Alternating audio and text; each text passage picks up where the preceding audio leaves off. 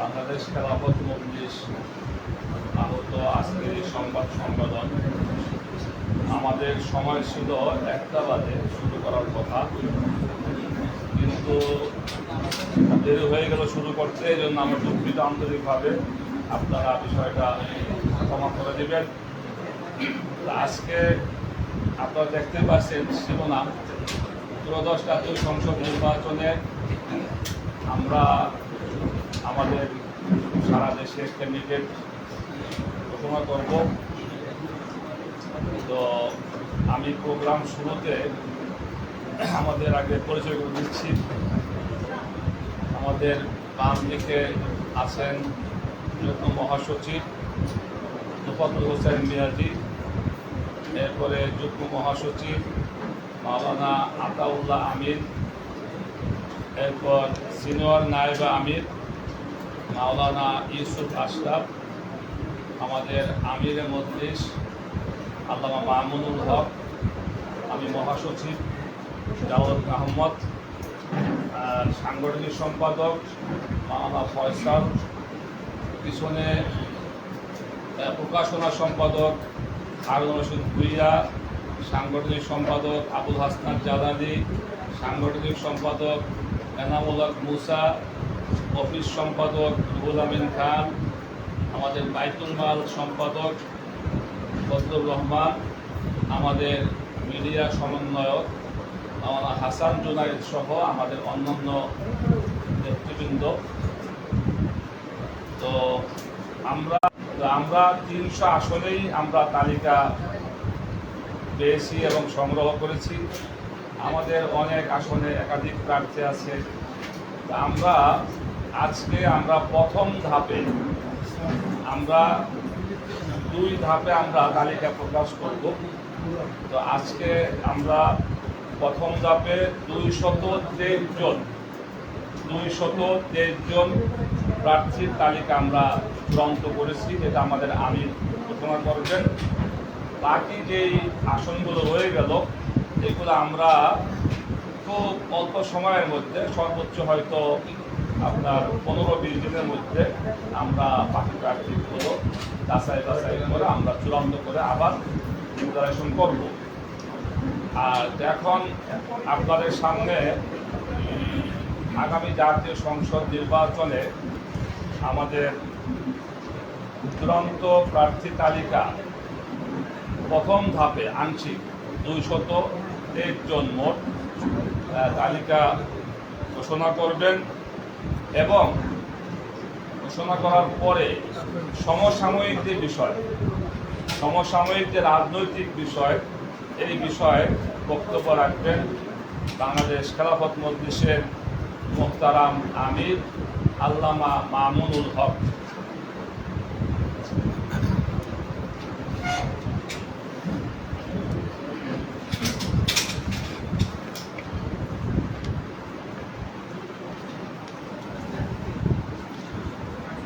আসসালামু আলাইকুম ওয়া রাহমাতুল্লাহ। আলহামদুলিল্লাহি রাব্বিল আলামিন ওয়া সলাতু ওয়া সালামু আলা সাইয়্যিদিল আমবিয়া ওয়াল মুরসালিন ওয়া আলা আলিহি ওয়া আসহাবিহি আজমাইন।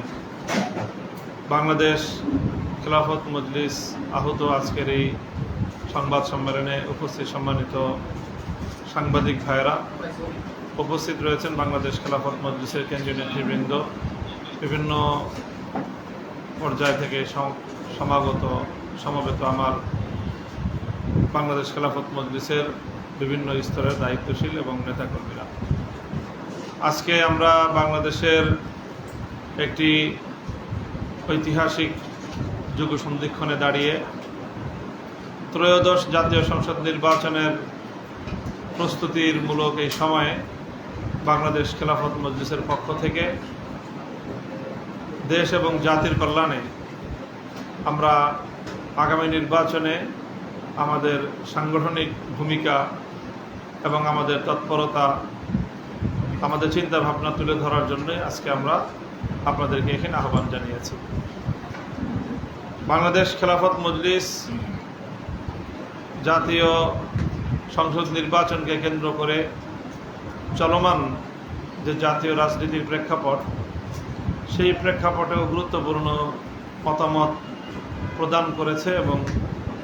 বাংলাদেশ খেলাফত মজলিসের এক্ষেত্রে সুচিন্তিত মতামত রয়েছে।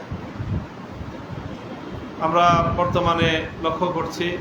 যে বাংলাদেশের ফ্যাসিবাদ বিরোধী 2024-এর জুলাই বিপ্লবের পর জুলাই বিপ্লবের যে সকল অংশীজনরা ছিলেন, যে রাজনৈতিক পক্ষগুলো, তাদের মধ্যে অন্যান্য বিষয়ের মতো নির্বাচন ব্যবস্থা নিয়েও একটা স্পষ্ট মুখোমুখি এবং মতপার্থক্যের একটা জায়গায় তারা অবস্থান করছেন। বাংলাদেশ খেলাফত মজলিস বরাবরের মতোই জুলাই বিপ্লবের অংশীজনদের মধ্যে বাংলাদেশের এই পরিস্থিতিতে, বাংলাদেশের রাজনৈতিক সংকটকালীন এই সময়ে মুখোমুখি যে কোনো সংঘাতমূলক অবস্থাকে বাংলাদেশ খেলাফত মজলিস প্রত্যাখ্যান করে। বরং বাংলাদেশ খেলাফত মজলিস বরাবরের মতোই জুলাই বিপ্লব এবং ফ্যাসিবাদী আমলে ফ্যাসিবাদ কর্তৃক নিপীড়ন এবং নির্যাতনের শিকার সকল সংগঠন এবং রাজনৈতিক পক্ষকে সহনশীলতা এবং ফ্যাসিবাদ বিরোধী রাজপথের গড়ে ওঠা ঐক্যকে দীর্ঘমেয়াদী ধরে রাখার জন্য সকলের প্রতি উদাত্ত আহ্বান জানায় এবং বাংলাদেশ খেলাফত মজলিস সেই জন্য তার অব্যাহত ভূমিকা পালন করে চলেছে। সেই জায়গাটায় জাতীয় নির্বাচন ব্যবস্থাকে কেন্দ্র করে যেই মতবিরোধ, যে চলমান নির্বাচনী ব্যবস্থার বিপরীতে যে প্রপোর্শনাল রিপ্রেজেন্টেশন পিআর পদ্ধতির যে নির্বাচনী ব্যবস্থার কথা জোরালোভাবে উঠে আসছে, সেই বিষয়েও বাংলাদেশ খেলাফত মজলিস অত্যন্ত ভারসাম্যপূর্ণ একটি প্রস্তাবনা ইতিমধ্যে জাতির সামনে উপস্থাপন করেছে এবং আজকেও আমরা আপনাদের মাধ্যমে আবারও সেই বিষয়ে সকল বিবাদমান পক্ষগুলোকে এবং বাংলাদেশের সরকার, নির্বাচন কমিশন এবং দেশের জনগণকে সেই বিষয়ে আমরা আহ্বান জানাতে চাই যে মাঝামাঝি একটি পন্থা যার মাধ্যমে বিবাদ নিরসন হতে পারে এবং আমরা ঐক্যের একটা জায়গায় উপনীত হতে পারি। তো আজকে আমাদের বাংলাদেশ খেলাফত মজলিসের সংবাদ সম্মেলনের প্রধান উদ্দেশ্য হলো যে ত্রয়োদশ অনুষ্ঠিতব্য জাতীয় সংসদ নির্বাচনকে কেন্দ্র করে বাংলাদেশ খেলাফত মজলিস দেশব্যাপী তার সাংগঠনিক কার্যক্রম এবং নির্বাচনী কার্যক্রম পরিচালনার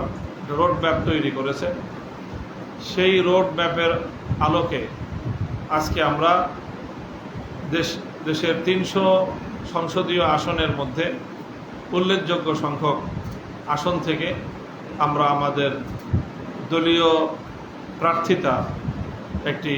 প্রাথমিক সিদ্ধান্ত আমরা জাতির সামনে উপস্থাপন করব। তো আমরা সেইভাবে আমাদের দলীয় মনোনয়নে যে সকল দায়িত্বশীলরা নির্বাচনী মাঠে সংগঠনের প্রতিনিধিত্ব করবে,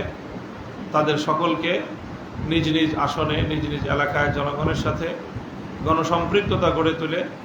তাদেরকে নির্বাচনী প্রস্তুতি গ্রহণ করবার, নির্বাচনের মাঠে নিজেদের ভূমিকা সরব রাখার আমরা আজকে আহ্বান জানাব। এই হলো আমাদের আজকের সংবাদ সম্মেলনের প্রধান লক্ষ্য। তো আমি প্রথমে বাংলাদেশ খেলাফত মজলিসের পক্ষ থেকে সর্বমোট 223টি আসনের সংসদীয় আসনের প্রার্থী তালিকা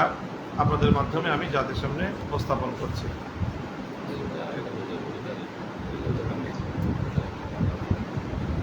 আমরা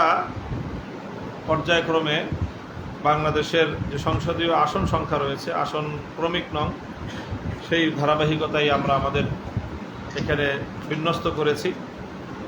বিভাগওয়ারি বাংলাদেশ খেলাফত মজলিসের পঞ্চগড় 1 আমাদের মনোনীত প্রার্থীর নাম হাফেজ মীর মোর্শেদ তুহিন। জাতীয় সংসদ আসন নং 2 পঞ্চগড় 2 মাওলানা আবুল কাশেম। হান্নান লালমনিরহাট 3 মাওলানা ইসমাইল হোসেন। রংপুর 1 মাওলানা মুনির রহমান। সিদ্দিকী, রংপুর ৪ মাওলানা আবু শাহমা, রংপুর ৫ মাওলানা হেদায়েতুল্লাহ, রংপুর ৬ মাওলানা মাহবুবুর রহমান, কুড়িগ্রাম ১ মাওলানা শহীদুল ইসলাম, কুড়িগ্রাম ২ মোহাম্মদ নুরউদ্দিন কাসেমি, কুড়িগ্রাম ৩ ইঞ্জিনিয়ার মামুনুর রশিদ, কুড়িগ্রাম ৪ মুফতি শাহাদাত হোসেন, গাইবান্ধা ১ মুফতি মামুন মাহমুদ, গাইবান্ধা ২ হাফেজ আব্দুল মজিদ, গাইবান্ধা ৩ মাওলানা শাহ আলম ফয়জি, গাইবান্ধা ৪ মাওলানা সাইফুল ইসলাম, গাইবান্ধা ৫ মুফতি ইউসুফ কাসেমি। এটা ছিল রংপুর বিভাগ। রাজশাহী বিভাগে জাতীয় সংসদের আসন নং ৩৪, নির্বাচনী এলাকা জয়পুরহাট ১, প্রার্থী মোহাম্মদ আনোয়ার হোসেন, জয়পুরহাট ২ মোহাম্মদ নাইম হোসেন, বগুড়া ১ মাওলানা শফিকুর রহমান, বগুড়া ৬ মাওলানা হেসানুল হক, বগুড়া ৭ মাওলানা ইউসুফ হাবিবি, নওগাঁ ১ মাওলানা আব্দুল হক শাহ, নওগাঁ ২ মুফতি মুস্তাফিজুর রহমান, নওগাঁ ৩ মুফতি নাসির বিন আসগর, নওগাঁ ৪ মুফতি ইসরাফিল আলম, নওগাঁ ৫ মোহাম্মদ খন্দকার রেজাউর রহমান টুকু, নওগাঁ ৬ মাওলানা মোহাম্মদ মাসুম বিল্লাহ, রাজশাহী ২ মাওলানা আবুল বাশার হাফেজজি, রাজশাহী ৩ মাওলানা ফজলুল হক, রাজশাহী ৪ মুফতি হাসান আল মামুন, রাজশাহী ৬ মাওলানা ইয়াকুব আলী, নাটোর ১ মাওলানা আব্দুল আহাদ, নাটোর ২ মাওলানা মাহবুবুর রহমান মাহতাবি, নাটোর ৩ মুফতি রুহুল আমিন টিঙ্কু সর্দার, নাটোর ৪ মাওলানা জামির আহমদ, সিরাজগঞ্জ ১ মাওলানা আব্দুল সামাদ খান, সিরাজগঞ্জ ২ মোহাম্মদ আমজাদ হোসেন, সিরাজগঞ্জ ৩ মুফতি আব্দুল রউফ, সিরাজগঞ্জ ৪ মাওলানা শামীম রেজা, সিরাজগঞ্জ ৬ মুফতি নজরুল ইসলাম, পাবনা ১ মাওলানা আমজাদ হোসেন, পাবনা ২ মাওলানা আলতাফ হুসাইন, পাবনা ৩ মাওলানা মুফতি মফিজউদ্দিন, পাবনা ৪ মোহাম্মদ আলামিন, পাবনা ৫ মাওলানা মুফতি ওয়ালিউল্লাহ। এরপরে হলো খুলনা বিভাগ, জাতীয় সংসদের আসন নং ৭৩, নির্বাচনী এলাকা মেহেরপুর ১, মনোনীত প্রার্থীর নাম মাওলানা হুসাইন আহমদ, মেহেরপুর ২ মুফতি আবু হুরায়রা, কুষ্টিয়া ১ মোহাম্মদ আসাদুজ্জামান, কুষ্টিয়া ২ হাফেজ মাওলানা আরিফুজ্জামান, কুষ্টিয়া ৩ মাওলানা আব্দুল লতিফ খান, কুষ্টিয়া ৪ ফজলে নূর ডিকো, চুয়াডাঙ্গা ২ মোহাম্মদ জুবায়ের খান, ঝিনাইদহ ১ মোহাম্মদ আসাদুজ্জামান, ঝিনাইদহ ২ মাওলানা মিজানুর রহমান, ঝিনাইদহ ৩ মাওলানা আলমগীর হোসেন, ঝিনাইদহ ৪ মাওলানা ওসমান গনি, যশোর ১ মাওলানা নাজির উদ্দিন, যশোর ২ মাওলানা রুহুল কুদ্দুস,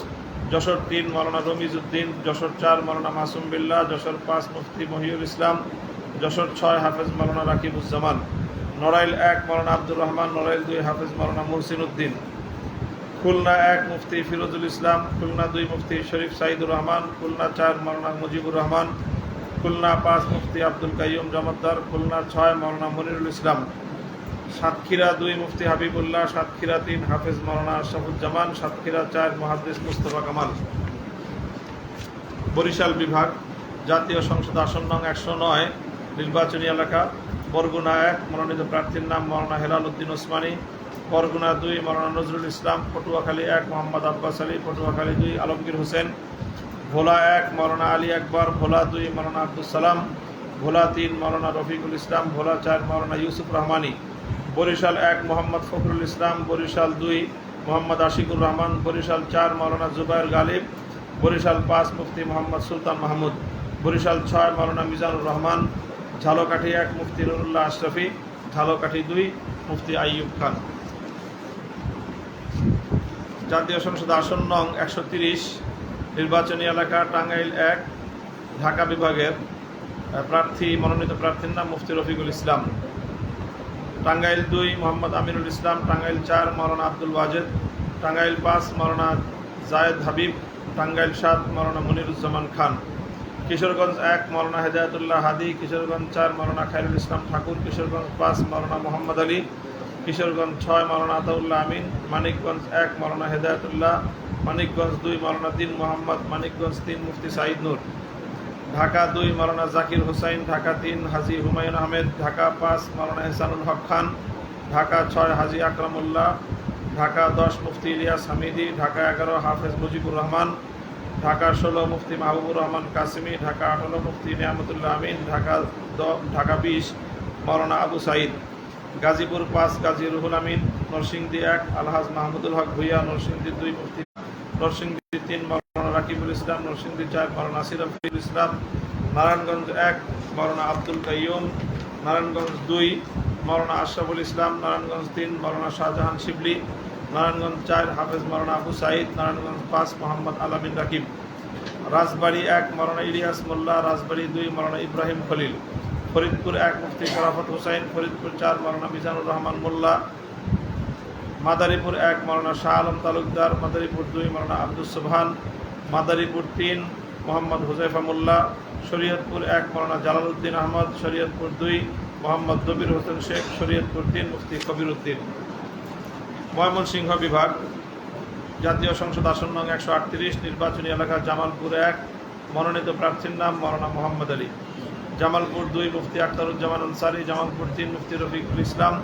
জামালপুর 4 মুফতি মুখলিসুর রহমান জমিরি, জামালপুর 5 মাওলানা মোহাম্মদ আলী খান, শেরপুর 1 মাওলানা শফিকুল ইসলাম, শেরপুর 3 হাফেজ আনিসুর রহমান, ময়মনসিংহ 4 মুফতি মুশতাক আহমদ ফারুকি,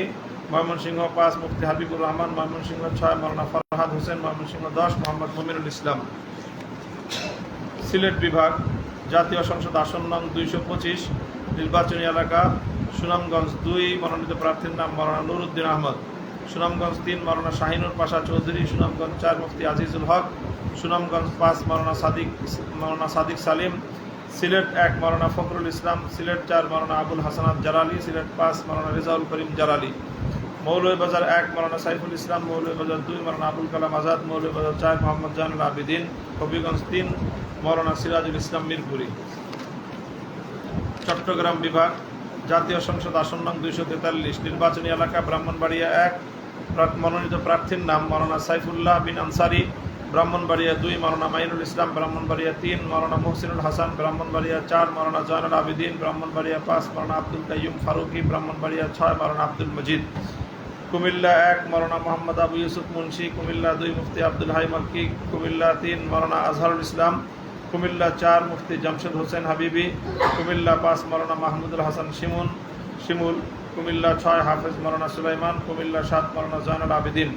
কুমিল্লা 8 মাওলানা নাঈম হোসেন, কুমিল্লা 9 মুফতি মাহবুবুর রহমান, কুমিল্লা 10 মাওলানা সুলাইমান মীর, কুমিল্লা 11 মাওলানা শাহজালাল, চাঁদপুর 1 মুফতি আনিসুর রহমান, চাঁদপুর 2 মাওলানা আনোয়ার হোসেন, চাঁদপুর 3 মাওলানা লিয়াকত হোসেন, চাঁদপুর 4 মাওলানা মোহাম্মদুল্লাহ, চাঁদপুর 5 মাওলানা হাবিবুর রহমান, ফেনী 1 মাওলানা নাজমুল আলম, ফেনী 2 মাওলানা হারুনুর রশিদ ভুইয়া, ফেনী 3 মাওলানা এনামুল হক মুসা, নোয়াখালী 2 মাওলানা তোফাজ্জল হোসেন মিয়াজি, নোয়াখালী 3 মুফতি শহীদুল ইসলাম, নোয়াখালী 4 মাওলানা আবুল কাশেম আমিনী, নোয়াখালী 5 মাওলানা আতিকুল্লাহ, নোয়াখালী 6 মাওলানা আজমির হোসেন,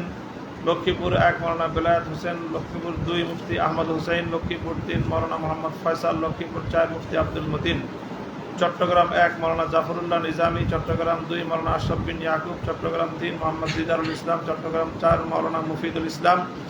চট্টগ্রাম 5 মাওলানা উজাইর আহমদ হামিদি, চট্টগ্রাম 6 মাওলানা কেম আলমগীর মাসুদ, চট্টগ্রাম 7 মাওলানা ইরশাদুল আলম মাজিদ, চট্টগ্রাম 8 মাওলানা এনায়েতুল্লাহ আল মাদানী, চট্টগ্রাম 9 মাওলানা হুমায়ুন রাশেদ, চট্টগ্রাম আব্দুল কাদের নাদবী, কক্সবাজার 3 মাওলানা মুহসিন শরীফ, কক্সবাজার 4 মাওলানা আফসার উদ্দিন চৌধুরী, পার্বত্য খাগড়াছড়ি মাওলানা আনোয়ার হোসেন মিয়াজি, পার্বত্য রাঙ্গামাটি মাওলানা আবু বকর, পার্বত্য বান্দরবান হাফেজ আব্দুস সুবহান।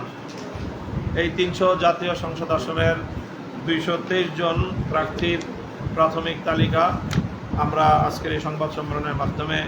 জাতির সামনে উপস্থাপন করলাম। চূড়ান্ত তালিকা হয়তো আবার কিছু পরিবর্তন হতে পারে। এর বাইরে অবশিষ্ট যেই আরও 77টি আসন রয়েছে সেগুলোতেও আমাদের প্রার্থী রয়েছে, সেগুলো আমরা যাচাই বাছাই কার্যক্রম শেষে অচিরেই ইনশাআল্লাহ 300 আসনের বাংলাদেশ খেলাফত মজলিসের দলীয় প্রার্থী তালিকা পূর্ণাঙ্গ করা হবে ইনশাআল্লাহ।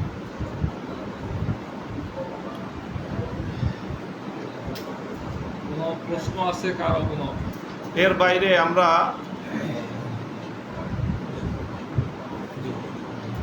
বাইরে আমরা আরও 2টা বিষয় আজকের এই সংবাদ সম্মেলনের মাধ্যমে আপনাদের মাধ্যমে আমরা যাদের সামনে তুলে ধরতে চাই। প্রথম বিষয় হলো চলমান নির্বাচন ব্যবস্থা নিয়ে যে বিতর্ক, পিআর পদ্ধতি না চলমান পদ্ধতি, সেই বিষয়ে বাংলাদেশ খেলাফত মজলিস তার ভারসাম্যপূর্ণ একটা রূপরেখা জাতির সামনে উপস্থাপন করেছে ইতিমধ্যে। আমাদের স্পষ্ট প্রস্তাবনা হলো নির্বাচন ব্যবস্থা সম্পর্কে যদি সংসদে উচ্চ কক্ষ সাব্যস্ত হয় এবং সেটা সিদ্ধান্ত হয়, সেক্ষেত্রে উচ্চ কক্ষে আমাদের মতামত হলো সম্পূর্ণ পিআর পদ্ধতিতেই উচ্চকক্ষের সংসদ গঠিত হওয়া। আর এই উচ্চকক্ষ হোক বা না হোক, নিম্ন MMPR অর্থাৎ এই মিক্সড মেম্বার এই পিআর প্রপোর্শনাল রিপ্রেজেন্টেশন যে পদ্ধতি, সেই পদ্ধতির প্রস্তাবনা আমরা করেছি। সেই প্রস্তাবনার ব্যাখ্যা হলো যে চলমান যে 300 ভোটের অনুপাত অনুযায়ী, রেশিও অনুযায়ী জাতীয় সংসদে প্রার্থী পায়নি, তারা তাদের সেই সংরক্ষিত আসনে বা বিশেষ আসনে তারা আনুপাতিক হারে সংসদ সদস্যের প্রতিনিধিত্ব পাবে। এটা স্পষ্ট দৃষ্টান্ত হলো এমন, যদি কোনো দল জাতীয় নির্বাচনে অংশগ্রহণ করে তারা সরাসরি ভোটে 150 আসনে বিজয়ী হয়, অর্থাৎ তারা সংসদের 50% আসন প্রাপ্ত হয়েছে, তাদের প্রাপ্ত ভোট যদি আনুপাতিক 50% হয়ে থাকে, তাহলে বিষয়টা তো 50% ভোট তারা পেয়েছে, কিন্তু 150টি আসন অর্থাৎ 50% 50 ভাগ আসন তারা পায়নি, বরং তারা তার চেয়ে কিছু কম পেয়েছে। যেমন তারা 140টি আসন পেয়েছে, কিন্তু তারা আনুপাতিক হারে কাস্টিং ভোটের 50% ভোট তারা পেয়েছে। তাহলে সেই ক্ষেত্রে তাদের 50% জাতীয় সংসদে প্রতিনিধিত্বের জন্য আরও 10টি সংসদীয় আসন তাদের প্রাপ্য হয়, সেই 10টি সংসদীয় বিশেষ আসন তারা প্রাপ্ত হবে। এইভাবে যদি এমন হয় কেউ 5% ভোট পেল, কিন্তু জাতীয় সংসদে তার 5% হারে তার 15টি আসন পাওয়ার কথা, কিন্তু সে আসন পায়নি অথবা পেলেও 15টির চেয়ে কম পেয়েছে, তাহলে সেই ক্ষেত্রে সেই দল তাদের সরাসরি ভোটে প্রাপ্ত সরাসরি সংসদ সদস্যের বাইরে যেই অনুপাতের ভোট তারা পেয়েছে, সেই অনুপাতের প্রতিনিধিত্বের জন্য সমপরিমাণ আসন আনুপাতিক হারে তারা লাভ করবে। এইভাবে 300 আসন জাতীয় সংসদে নির্ধারিত থাকবে। এরপরে সংরক্ষিত আরও বেশ কিছু আসন, সেটা কখনো 50, কখনো আরও বেশি 100 হতে পারে, এই পরিমাণ সংসদীয় আসন সেটা ভোট সংগৃহীত হওয়ার পর, ভোট কাস্টিং হওয়ার পরে সেটা নির্ধারিত হবে, এবং সেই নির্ধারণের মাধ্যমে ফুল জাতীয় সংসদের সংখ্যাধিক্যের ভিত্তিতে সরকার গঠন হবে। এটা হলো আমাদের প্রস্তাবনা, যেটা মিক্সড মেম্বারশিপ রিপ্রেজেন্টেশন যে পদ্ধতি, এই পদ্ধতির সুবিধাটা হলো অনেকগুলো। তার মধ্যে প্রধান সুবিধা হলো যে বর্তমান যে চলমান যেই নির্বাচনী ব্যবস্থা, এর মধ্যে একটা শুভঙ্করের ফাঁক রয়েছে, সেই শুভঙ্করের ফাঁক দূর হবে, এবং এর বিকল্প পদ্ধতি হিসেবে পিআর পদ্ধতির যে সমালোচনার দিক, তার যে দুর্বলতার দিক, সেই দুর্বলতা থেকেও রাষ্ট্র এবং সংসদ মুক্তি পাবে। বর্তমান প্রচলিত নির্বাচনী ব্যবস্থার যে শুভঙ্করের ফাঁক বলছি আমরা, সেটা হলো এই যে বর্তমান প্রচলিত নির্বাচন ব্যবস্থা জাতীয় সংসদে মূলত ম্যাক্সিমাম ভোটাধিকার প্রয়োগকারী ভোটারের প্রতিনিধিত্ব জাতীয় সংসদ নিশ্চিত করে না, বরং অর্ধেকের চেয়েও অনেক কম ভোটারের রিপ্রেজেন্টেশন হয় জাতীয় সংসদে। দেখা গেছে, আমরা যদি তুলনা করি 2001 অথবা 2008 সালের জাতীয় সংসদ নির্বাচনে এক একটি দল 230 অথবা 270-এর কাছাকাছি আসন তারা পেয়েছে, অথচ তাদের প্রাপ্ত ভোটের অনুপাত ছিল সর্বোচ্চ 35% বা 40%-এর কম, আর তার বিপরীত দিকে ভোট ছিল 60% বা 65%। তো তারা সর্বমোট সাকুল্যে 35% ভোটের প্রতিনিধিত্ব নিয়ে সংসদ এবং রাষ্ট্রের নেতৃত্ব দিচ্ছে, আর তাদের বিপরীতে 65 থেকে 70% যারা ভোটাধিকার প্রয়োগ করলো, তাদের ভোট এবং তাদের মতামতের কোনো মূল্যায়ন চলমান যে ব্যবস্থা, নির্বাচনী ব্যবস্থা, এই ব্যবস্থাকে জনগণের ব্যবস্থা বলা হলেও আসলে মূলত মাস পিপল, অধিকাংশ জনগণ, অধিকাংশ ভোটাধিকার প্রয়োগকারী, তাদের কোনো প্রতিনিধিত্ব বর্তমান বিদ্যমান ব্যবস্থায় নিশ্চিত হয় না, বরং সংখ্যাগরিষ্ঠ ভোটাধিকার প্রয়োগকারীর প্রতিনিধিত্ব এখানে থাকেই না, সংখ্যালঘিষ্ঠ ভোটাধিকারের প্রতিনিধিত্ব জাতীয় সংসদে হয়। কাজে এটা একটা বড় ধরনের দুর্বলতা, গণতান্ত্রিক ব্যবস্থার যে মূল চেতনা, সেই চেতনার সাথে এটা সাংঘর্ষিক। কাজে এই জন্য আমরা এই পদ্ধতির বিলোপ চাই। বিকল্প পদ্ধতি হিসেবে পিআর পদ্ধতিকে আমরা পূর্ণাঙ্গভাবে সমর্থন করি না, এজন্য যে পিআর পদ্ধতির সবচেয়ে বড় দুর্বলতার দিক হলো সেক্ষেত্রে সরকার এবং সংসদের আনস্টেবিলিটির সংখ্যা সকলে করছি, এবং জনগণ ভোট দিয়ে তাদের যে প্রতিনিধি নির্বাচন করবে সেই ভোটাররা তাদের প্রকৃত প্রতিনিধি কে করছে কোন আসন থেকে, সে বিষয়টা ভোটারদের সামনে তার কোনো সঠিক পরিচয় থাকবে না। এই সকল দুর্বলতার দিকগুলো থেকে মুক্ত হয়ে আমরা যে মিক্সড মেম্বারশিপের যেই পিআর পদ্ধতির প্রস্তাবনা করছি, সেখানে 300 আসনের প্রত্যেক আসনের সরাসরি এলাকার জনগণের ভোটে নির্বাচিত সংসদ সদস্য জাতীয় সংসদে প্রতিনিধিত্ব করবে, আবার সারা দেশের সকল ভোটারদের মিনিমাম রিপ্রেজেন্টেশন জাতীয় সংসদে। আমরা মনে করি যে চলমান এই বাংলাদেশ খেলাফত মজলিস উত্থাপিত এই মিক্সড মেম্বারশিপ পিআর পদ্ধতির নির্বাচনী ব্যবস্থার মাধ্যমে উন্নত বিশ্বের অনেক দেশেই এই মিক্সড মেম্বারশিপ যেই রিপ্রেজেন্টেশন পদ্ধতি সেটা কার্যকর রয়েছে, এবং সেই সকল দেশগুলোতে জনগণের প্রকৃত প্রতিনিধিত্বই জাতীয় সংসদ নিশ্চিত করতে পেরেছে। সেই সাথে আজকে আমরা আপনাদের আজকের এই সংবাদ সম্মেলনের মাধ্যমে আমরা জাতির সামনে আরেকটি বিষয়ে আমাদের বক্তব্য উপস্থাপন করতে চাই। সেটি গতকাল আমরা দেখেছি যে গতকাল 16ই জুলাই বাংলাদেশের দক্ষিণবঙ্গের গোপালগঞ্জ জেলায় একটি রাজনৈতিক দল জাতীয় নাগরিক পার্টির যে পদযাত্রার পথসভা ছিল, সেই পথসভা শান্তিপূর্ণভাবেই তারা সেখানে আয়োজন করেছে, এবং প্রশাসন থেকে অনুমতি সাপেক্ষেই তারা তাদের সেখানে এই সমাবেশের ব্যবস্থাপনা এবং আয়োজন সম্পন্ন করেছিল। কিন্তু সেখানে সেই বিগত ফ্যাসিবাদী আওয়ামী সরকারের সন্ত্রাসী বাহিনী সেখানে অতর্কিতে সেই একটি শান্তিপ্রিয় সমাবেশে হামলা পরিচালনা করে এবং ব্যাপক হামলাযজ্ঞ পরিচালনা করে আক্রমণ চালিয়ে অস্ত্রশস্ত্র প্রয়োগ করে তারা সেখানে মানুষের জানমালের ব্যাপক হানি ঘটায়, নিরাপত্তা বিঘ্নিত করে। সেখানে প্রশাসনের পক্ষ থেকে 144 ধারা জারি করার পরেও এই ফ্যাসিবাদী সরকারের তাদের এই সন্ত্রাসী বাহিনীগুলো তারা প্রশাসনের 144 ধারা জারিরও কোনো তোয়াক্কা করেনি, বরং তারা সেখানে তাদের সন্ত্রাসী কার্যকলাপ পরিচালনা করেছে। বাংলাদেশ খেলাফত মজলিস এনসিপির গোপালগঞ্জের গতকালকের সমাবেশে আওয়ামী দুর্বৃত্তদের হামলার তীব্র নিন্দা জ্ঞাপন করছে, এবং সেই সাথে সকল রাজনৈতিক পক্ষগুলোকে আমরা উদাত্ত আহ্বান জানাই।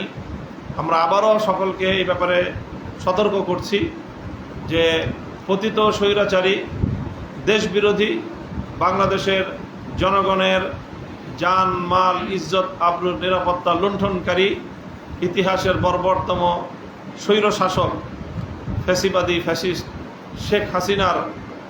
দীর্ঘ শাসনামলে নিপীড়িত নির্যাতিত সকল রাজনৈতিক দল এবং পক্ষগুলো তারা এখনও ফ্যাসিবাদের মোকাবেলায়, আওয়ামী দুর্বৃত্তদের মোকাবেলায় রাজপথের গড়ে ওঠা ঐতিহাসিক ঐক্য ধরে রাখা তাদের ঐতিহাসিক দায়িত্ব। নিজেদের মধ্যে রাজনৈতিক প্রতিযোগিতা থাকবে, কিন্তু সেই রাজনৈতিক প্রতিযোগিতা এত দ্রুত এত অল্প সময়েই রাজনৈতিক হানাহানিতে পরিণত হওয়াটা কোনোভাবেই দেশ এবং জাতির জন্য কল্যাণকর কিছু হতে পারে না। এই জন্য আমরা বিএনপি, জামায়াতে ইসলামী, এনসিপি সহ সকল রাজনৈতিক পক্ষগুলোকে উদাত্ত আহ্বান জানাই যে প্রতিযোগিতার জায়গায় প্রতিযোগিতা থাকবে, ফ্যাসিবাদের মোকাবেলায় রাজপথের গড়ে ওঠা ঐক্যকে অটুট এবং বহাল রাখতে হবে। এই জন্য বাংলাদেশ খেলাফত মজলিসও সেই জন্য ভূমিকা পালন করছে এবং আগামী দিনেও করবে। সকল রাজনৈতিক সংগঠনগুলোকে ঐক্যবদ্ধ করে ফ্যাসিবাদকে বাংলাদেশ থেকে চিরতরে বিলোপ করার যে কোনো সিদ্ধান্ত কার্যকর করার জন্য বাংলাদেশ খেলাফত মজলিস সর্বোচ্চ ভূমিকা পালন করবে। সেই সাথে আমরা লক্ষ্য করছি যে বিভিন্ন রাজনৈতিক দলের নেতৃবৃন্দ পরস্পর বিরোধী বক্তব্য দিচ্ছেন, আক্রমণাত্মক ভাষায় তারা বক্তব্য দিচ্ছেন, রাজপথে অশালীন নানা স্লোগান এবং অশালীন বক্তব্যের মাধ্যমে দেশের রাজনৈতিক পরিস্থিতিকে এটা বিনষ্ট করা হচ্ছে, কলুষিত করা হচ্ছে। এই জন্য আমরা সকল রাজনৈতিক পক্ষের প্রতি উদাত্ত আহ্বান জানাবো যে আমাদের বিরোধ থাকবে, মতামত প্রকাশের স্বাধীনতা সকলের থাকবে, ক্ষোভ প্রকাশ করার যে গণতান্ত্রিক অধিকার, সেই অধিকার সকলে ভোগ করব। কিন্তু সেই অধিকার ভোগ করতে গিয়ে আমরা কোনোভাবেই যেন আমাদের দেশের শান্তিপ্রিয় রাজনৈতিক পরিবেশকে কলুষিত না করি এবং একে অপরের বিপক্ষে মারমুখী কোনো ভাষা বা শব্দ প্রয়োগ করে, বিশেষ করে নেতৃবৃন্দ মারমুখী ভাষা প্রয়োগ করে নিজের দলের